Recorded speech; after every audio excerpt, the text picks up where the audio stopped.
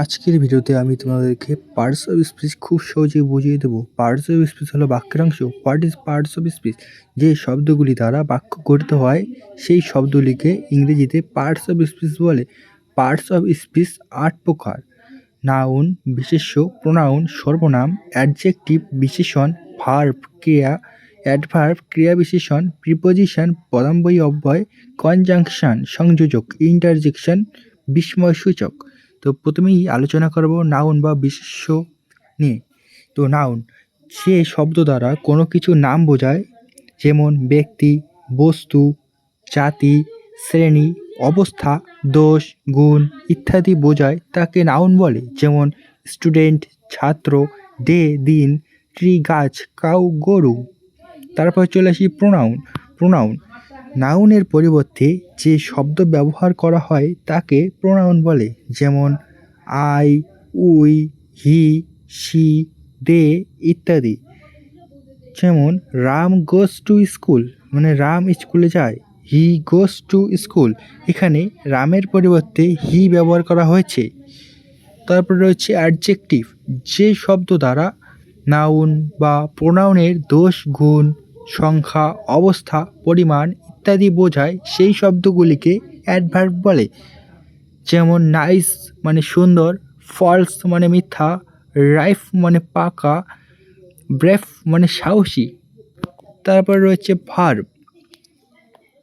Verb যে শব্দ দ্বারা কোনো কিছু কাজ করা বোঝায় তাকে ভার্ব বলে। যেমন লুক, লুক মানে তাকাও, রান, রান মানে দৌড়ানো, সি মানে দেখা। তারপর চলে আসি অ্যাডভার্ব, যে শব্দগুলি অ্যাডজেক্টিভ ও ভার্বের দোষ, গুণ প্রকাশ করে বা অবস্থা বলে দেয় তাকে অ্যাডভার্ব বলে।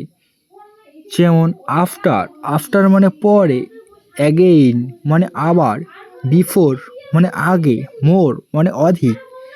তারপরে প্রিপোজিশন, যে শব্দ নাউন বা প্রোনাউন এর পূর্বে বসে ওই নাউন বা প্রোনাউনের সঙ্গে বাক্যের অন্য শব্দের সম্পর্ক বুঝিয়ে দেয় তাকে প্রিপোজিশন বলে।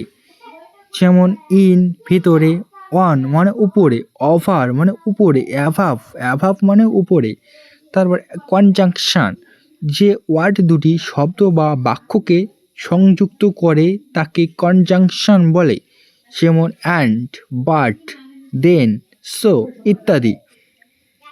তারপরে ইন্টারজেকশন, যে শব্দ দ্বারা দুঃখ, আনন্দ, ঘৃণা, লজ্জা, বিস্ময় ইত্যাদি আবেগ প্রকাশ পায় তাকেই ইন্টারজেকশন বলে।